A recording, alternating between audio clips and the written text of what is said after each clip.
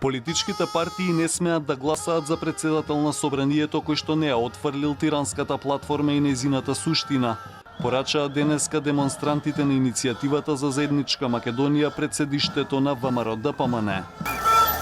Тие пред штабот на партијата, читајќи ги имињата на пратениците од листите на ВМРО-ДПМН, побараа да се отфрли документот, кој како што рекоа ќе ја разнебити Македонија и заговара промена на знамето, химната, грбот и обид за промена на името на земјата.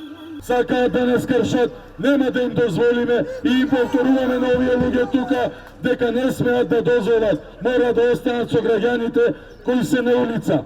Никакво бирање на председател на собрание без тој да ја отфрли тиранската платформа. Протестите, кои траат еден месец, и вечерва започнаа пред владата во главниот град Скопје, а завршија пред собранието.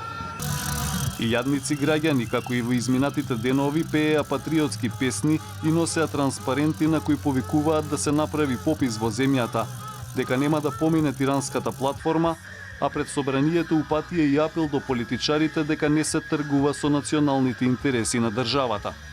Демонстрантите од почетокот на протестите велат дека се противат на воведување на двојазичност во државата, бидејќи како што велат, тоа води до федерализација и до растурање на земјата. Протести ќе има и јутре, но иницијаторите најавија дека собирот ќе заврши пред седиштето на СДСМ во Скопје.